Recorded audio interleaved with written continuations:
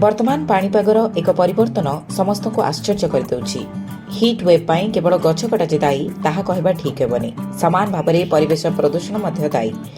15 वर्षरू ऊर्ध्व गाड़ीर प्रदूषण मात्रा खूब अधिक थिबारु सरकार स्क्रैप नीति रे कैबिनेट 2023 डिसेम्बर 5 रे मोहर लगाइथिला, किंतु वर्तमान सुधा एही नियम केवल फाइल रे ही रही जाइछि। आम राजधानी समेत पूरा राज्य में सरकार 7442 भंगा दतड़ा गाड़ी बुलुछि, जहाद्वारा परिवेश प्रदूषण तो हेउछि, ता सहित सरकार टंका अजथारे खर्च मध्य हेउछि।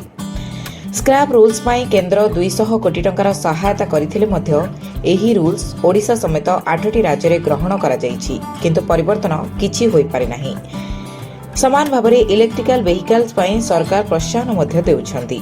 प्रोत्साहन राशि रे ग्रुप ए एवं बी पाई 4 चकिया जान पाई 15 लाख टंकार सहायता मिलुथिबा बेले ग्रुप सी एवं डी पाई 2 चकिया जान रे 2 लाख टंकार सहायता मिलुछि, जहाकी 0% इंटरेस्ट रे मिलुछि एवं एहा संपूर्ण भाव में इनकम टैक्स फ्री मध्य रहिछि।